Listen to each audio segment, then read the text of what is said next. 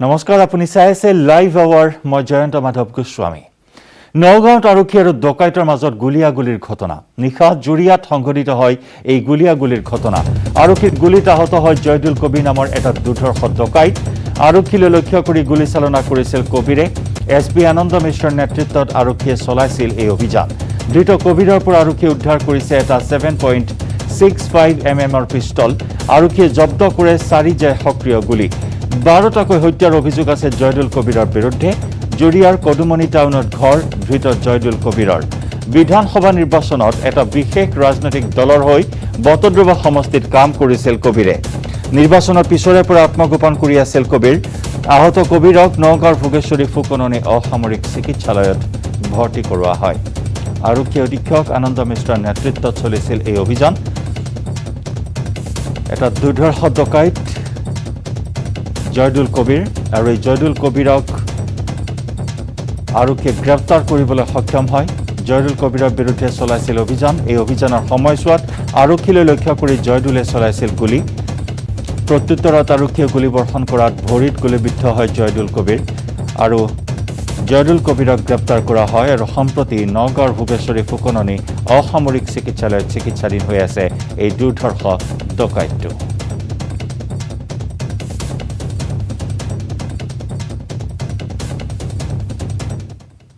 এই যে কদমনি টাউন আছে ব্যাপারী বস্তিও হয় তো এই জায়গায় কাফি একটু অ্যাক্টিভ হয় একটু ক্রিমিনালি অ্যাক্টিভ থাকে তাত একটা গ্রুপ আছে যে কন্টিনিউয়াসলি যে পুরো এই এরিয়াত ড্ৰাগসৰ যেটো ডিলিং আছে তাত প্ৰমুখতা লৈছে তাৰ লগত মোকাপালি তাত থাকে আমাৰ ৰেকৰ্ডছ আছে 3-4 দিন আগতে যে মানুহ লগত আজি ঘটনা হ'ল তাত ভাই একটা দাদা আছে করা হয়েছিল এই 4-5 জনের গ্রুপ আছে যেন দেখাই মোবাইল ডিসকার স্ন্যাচিং এই সব টাইপৰ মোবাইল বন্ধ সেই সব টাইপৰ এইসব কাম কৰি থাকে তো আজি যেতিয়া আমি গম পালোঁ কি এই মানুহ আছে আৰু তাৰ লগত এইটো আৰ্মড আছে এটা প্লানিঙত আছে কোনো এটা বস্তু কৰাৰ এই যেতিয়া গম পোৱাৰ পিছতে আমাৰ এটা টিম দল এটা গঠন কৰা হ'ল আমাৰ ডিএসপি কল্যাণ দাস সাহেবৰ লিডাৰশ্বিপত আৰু লিডাৰশ্বিপত যেতিয়া তাত পहुँচালে তো এই ভোট দিয়া ওলাই চিধা তাক মাতা হ'ল ওলাই চিধা বন্দুক লৈ ওলালে আৰু আমাৰ টিমৰ ওপৰত ফায়াৰ কৰিলে ফায়াৰ কৰাত এইটো মিছফায়াৰ হৈছে বা যে হৈছে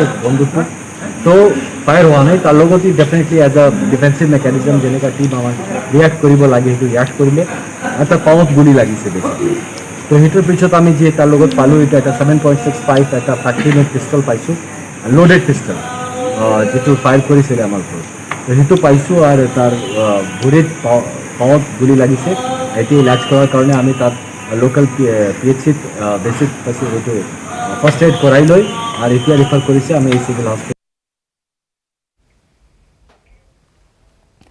জুৰিয়াত আৰক্ষীৰ ড্ৰাগছ বিৰোধী অভিযান নগাঁও জিলাৰ নৱনিযুক্ত আৰক্ষী অধীক্ষক আনন্দ মিশ্ৰই ড্ৰাগছৰ বিৰুদ্ধে কঠোৰ পদক্ষেপ গ্ৰহণ কৰাত এতিয়া নিতৌ গ্ৰেপ্তাৰ হৈছে ড্ৰাগছ সৰবৰাহকাৰী দেওবাৰে নিশা জুৰিয়া আৰক্ষীয়ে এক অভিযান চলাই জামুগুৰি গাঁৱৰ পৰা বুজন পৰিমাণৰ ব্ৰাউন চুগাৰ সহ হাবিবুৰ ৰহমান নামৰ এটা ড্ৰাগছ সৰবৰাহকাৰীক আটক কৰিবলৈ সক্ষম হয় বিগত দীৰ্ঘদিন ধৰি ধৃত হাবিবুৰ ৰহমানে নিষিদ্ধ ড্ৰাগছৰ বেহাৰ লগত জড়িত হৈ আছিল জুৰিয়া আৰক্ষী থানাৰ ভাৰপ্ৰাপ্ত বিষয়া মৃগেন শইকীয়াৰ নেতৃত্বত চলা এই অভিযানত ড্ৰাগছ সৰবৰাহকাৰী হাবিবুৰ ৰহমানক আটক কৰাৰ লগতে বুজন পৰিমাণৰ ব্ৰাউন চুগাৰ খালী কণ্টেইনাৰ আৰু এখন মটৰ চাইকেলো জব্দ কৰে জুৰিয়া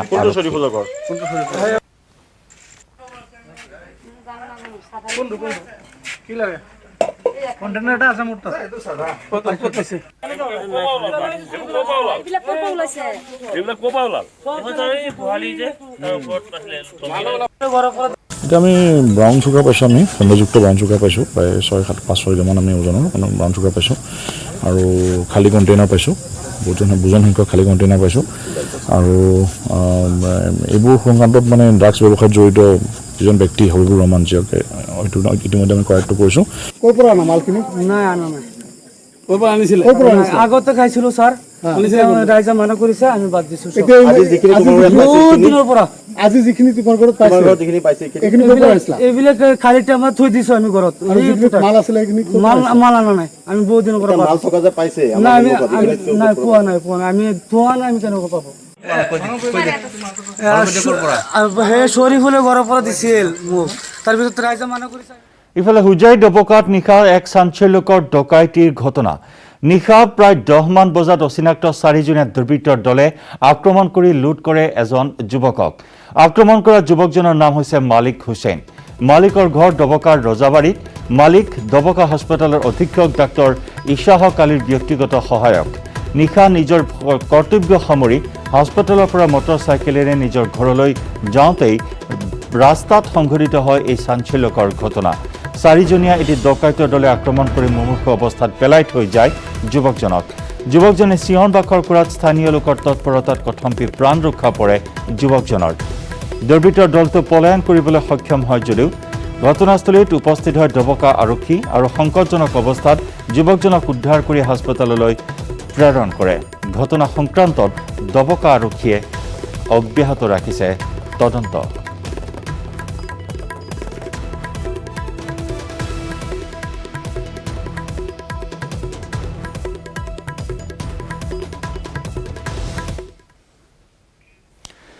আৰু ইফালে ড্ৰাগছৰ বিৰুদ্ধে অভিযান কাকপথাৰ আৰক্ষীৰ কাকপথাৰৰ বৰালি উভতা গাঁৱত হেৰইন সহ 5 যুৱকক আটক কাকপথাৰ আৰক্ষীয়ে বিশেষ সূত্ৰে পম খেদি আটক কৰে যুৱককেইজনক আটকাধীন যুৱককেইজন ক্ৰমে সঞ্জীৱ সোণোৱাল বিবেকা সোণোৱাল বিপ্লৱ নেওগ মুমিন মৰাণ আৰু মনোজ মৰাণ কাকপথাৰ থানাৰ ভাৰপ্ৰাপ্ত আৰক্ষী বিষয়া বিৰাজ কুমাৰ দাসৰ নেতৃত্বত যোৱা আৰক্ষীৰ দলটোৱে 12 গ্ৰাম হেৰইন জব্দ কৰিবলৈ সক্ষম হয়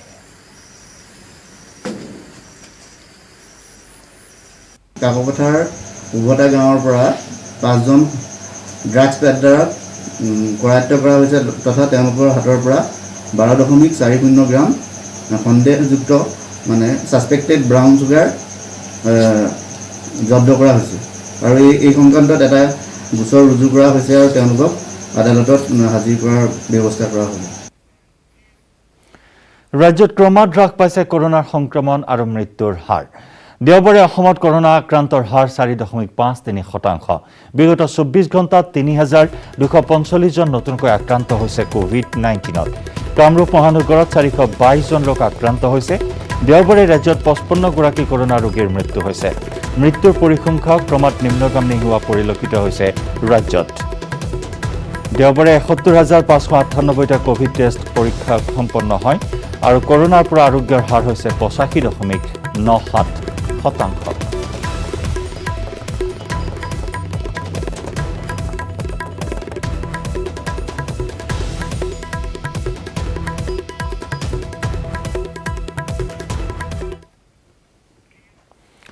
ইফালে হুজাইত কোভিড ৰোগীৰ পলায়নক লৈ চাঞ্চল্য। নীলবাগান কোভিড হাস্পতালৰ পৰা পলাল এজন কোভিড ৰোগী। আন ৰোগীৰ মোবাইল আৰু টকা লৈ উধাও হ'ল কোভিড ৰোগীজন। হাস্পতালৰ পিছফালৰ বেৰ ভাঙি পলাল কোভিড ৰোগী। ভুৱা ঠিকনা দি ভৰ্তি হৈছিল হাস্পতালখনত। পলাতক কোভিড ৰোগীজনৰ নাম হৈছে অশোক দাস। ঘটনাক গাত দিয়াৰ চেষ্টা একাংশ চিকিৎসক স্বাস্থ্যকৰ্মীৰ। কৰ্তব্যৰত চিকিৎসকে দাখিল কৰিছে এজাহাৰ। মুৰাদঝাৰ আৰক্ষীয়ে আৰম্ভ কৰিছে তদন্ত আৰু এই পলাতক এই ৰোগীজনৰ পৰা সংক্ৰমণৰ আশংকাও বৃদ্ধি পাইছে। হয়, মই ডিউটিত অহাত মোৰ ইভিনিং শিফ্ট চলি আছে।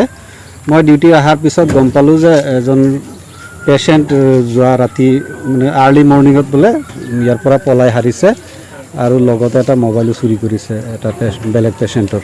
এজাহাৰ মতে মই দেখা পালোঁ আৰু লগত টকা পইচাও নিছে 2000 টকা বোলো লৈ পেলাই উধাও হৈছে হস্পিটেলত। তেওঁ নাম হৈছে অশোক দাস আৰু তাৰ ঘৰ এড্ৰেছ দিছে ৰাধানগৰ। যোগীজান এৰিয়াত পৰে ৰাধানগৰ। লাইভ আৱাৰত আমি খবৰৰ ধাৰা অব্যাহত ৰাখিম। লৈছোঁ এটি বাণিজ্যিক বিৰতি। সবাতোকৈ শক্তিশালী অস্ত্ৰ হ'ল মাস্ক।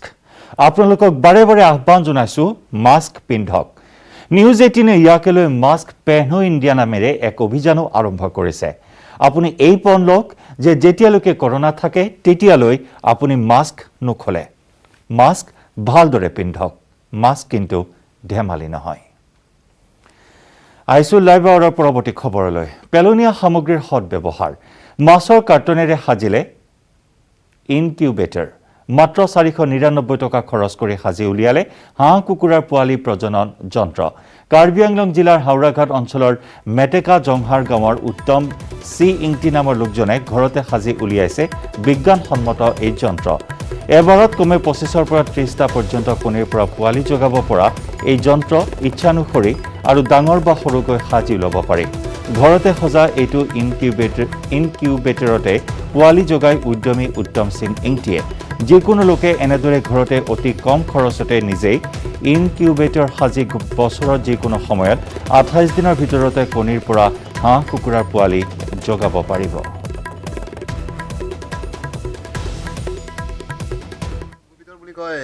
মানে হাঁহ যিটো মানে ডিমৰ ইয়াৰ মানে পোৱালি ওলায় কি পোৱালি ওলায় এইটো মই বৰ্তমানলৈকে মই হাঁহ ওলাইছোঁ হয় আৰু আপোনাৰ কুকুৰা ওলাইছোঁ আৰু টেক্সটো মানে মই ছাকচেছো হৈছে এইটো আমাৰ খালি মানে ইনকুবেটৰটো আনিব লাগিব আৰু বৰ্তমান আমি যিটো মাছৰ কাৰ্টুন সেইটো আনিলেই হ'ল তাৰপিছত ইয়াত মানে 100 এটা বাল্ব লাগিব ইয়াৰ মানে তলত মানে এটা বাতি দি আমি পানী ৰাখিব লাগিব এইটো হ'লে হৈ গ'ল এইটো যিটো বনাইছে এইটো কিমান টকা খৰচ এইটো মোৰ 499 টকা এটা কিস্তি লৈছোঁ আৰু ইয়াত পোৱালি আপুনি নিজে জগাই পেলাই নিজে হেৰি কৰে হয় প্ৰায় 28 দিন লাগে হয় আজিৰ পৰা যদি কণী যদি বহাই 28 দিনত মানে পোৱালি পায় আৰু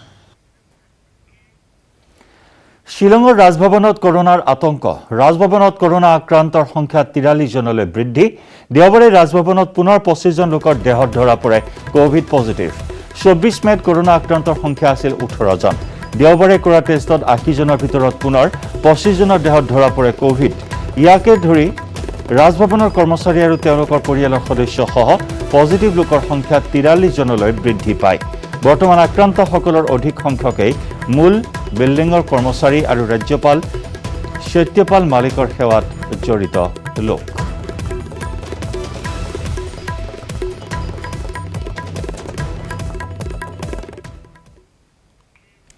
চাৰিদিনীয়া কাৰ্যসূচীৰে দিল্লীত মুখ্যমন্ত্ৰী ডক্টৰ হিমন্ত বিশ্ব শৰ্মা দিল্লীত উপস্থিত হৈ বিজেপিৰ ৰাষ্ট্ৰীয় সভাপতি জেপি নাড্ডাক সাক্ষাৎ কৰে মুখ্যমন্ত্ৰী ডক্টৰ শৰ্মাই মুখ্যমন্ত্ৰীৰ দায়িত্ব গ্ৰহণ কৰি প্ৰথমবাৰলৈ দিল্লীলৈ গৈছে ডক্টৰ হিমন্ত বিশ্ব শৰ্মা চাৰিদিনীয়া ভ্ৰমণসূচীৰে যোৱা মুখ্যমন্ত্ৰী হিমন্ত বিশ্ব শৰ্মাই ৰাষ্ট্ৰপতি ৰামনাথ কোবিন্দ লোকসভাৰ অধ্যক্ষ ওম প্ৰকাশ বিৰলাক সাক্ষাৎ কৰাৰ সম্ভাৱনা আছে ইয়াৰ মাজতে মুখ্যমন্ত্ৰীগৰাকীয়ে প্ৰধানমন্ত্ৰী নৰেন্দ্ৰ মোদী আৰু গৃহমন্ত্ৰী অমিত শ্বাহকো সাক্ষাৎ কৰিব পাৰে অৱশ্যে এই পৰ্যন্ত চূড়ান্ত হোৱা নাই কোনো কাৰ্যসূচী প্ৰধানমন্ত্ৰী আৰু গৃহমন্ত্ৰীয়ে যদি সাক্ষাতৰ বাবে সময় দিব পাৰে তেনেহ'লে অসমৰ কোভিড পৰিস্থিতি তথা ভেকচিনৰ লগতে বিভিন্ন বিষয় সন্দৰ্ভত আলোচনা কৰিব মুখ্যমন্ত্ৰীগৰাকীয়ে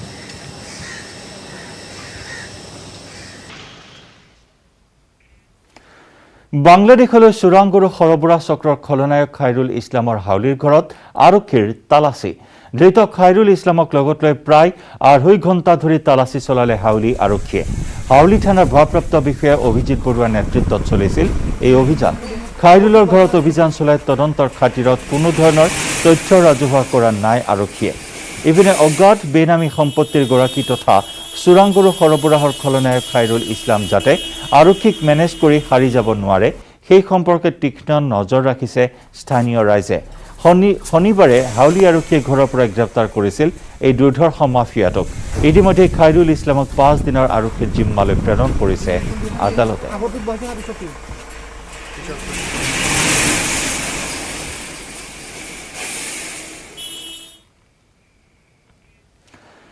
অসম বাংলা সীমান্তত অব্যাহত চোৰাংগৰুৰ সৰবৰাহ কৰিমগঞ্জ সীমান্তত চোৰাংগৰু আৰু সৰবৰাহকাৰীলৈ আৰক্ষীৰ গুলী চোৰাংগৰু সৰবৰাহৰ সময়তে গুলীচালনা আৰক্ষীৰ ভাৰত বাংলা সীমান্তৰ দলগ্ৰামত এই ঘটনা সংঘটিত হৈছে আৰক্ষীয়ে জব্দ কৰিছে 4টা চোৰাং মহ ঘটনাস্থলীৰ পৰা পলায়ন কৰে চোৰাং সৰবৰাহকাৰীয়ে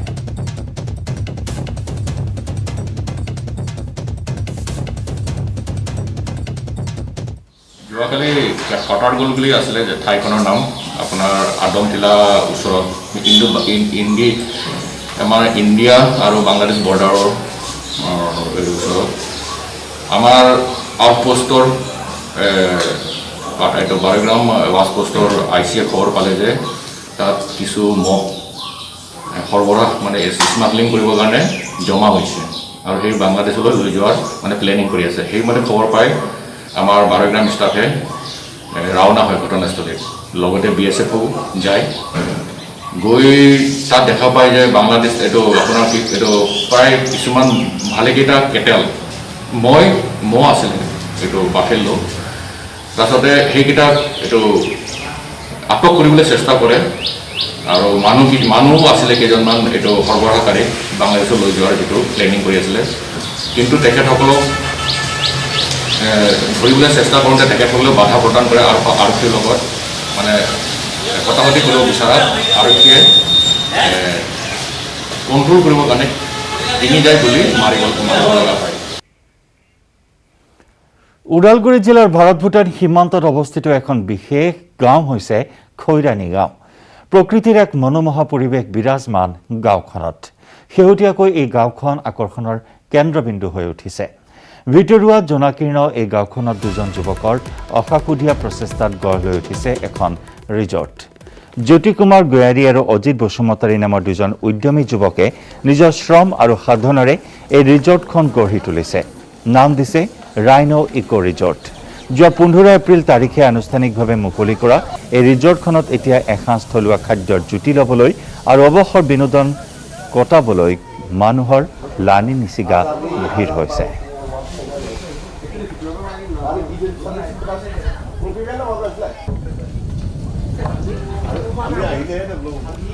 আগবঢ়াইছো ওদালগুৰিৰ পৰা আমাৰ সাংবাদিক ৰিপুঞ্জয় নাথৰ ৰিপৰ্ট।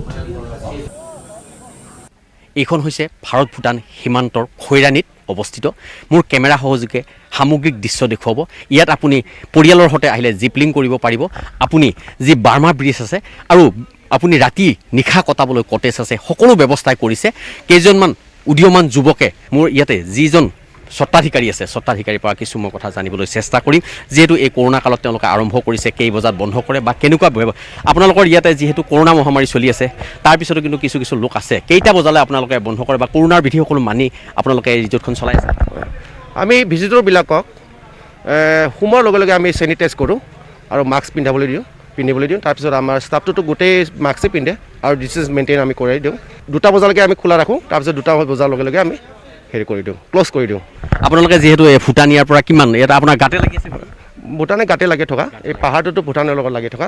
একচুৱেলি যিটো বাউণ্ডাৰী বৰ্ডাৰ, এইটো 1 কিলোমিটাৰ বা 1.5 কিলোমিটাৰ দূৰত ডিষ্টেঞ্চত আছে। ইয়াতে আপোনালোকৰ যি বাহিৰৰ মানুহবিলাক আহিলে কি দেখিবলৈ পায় ইয়াতে? যিহেতু ইয়াতে নল গাহৰি আছে, হৰিণ আছে, এইবিলাক সকলো দেখিবলৈ পায়। স্পেচিয়েলি আমাৰ ইয়াতে যিটো ফৰেষ্ট তাৰমানে জংঘল এৰিয়া, তাতে জংঘলীয়া যিকোনো জীৱ জন্তুবিলাক দেখা পাব আপোনালোকে। প্ৰথমতে হাতী, মেইনলি হাতী, হৰিণা, বনৰীয়া গাহৰি আৰু পিকক মানে ময়ূৰটোতো আৰু ক'ব নালাগে, ময়ূৰ বহুত যথেষ্ট আছে।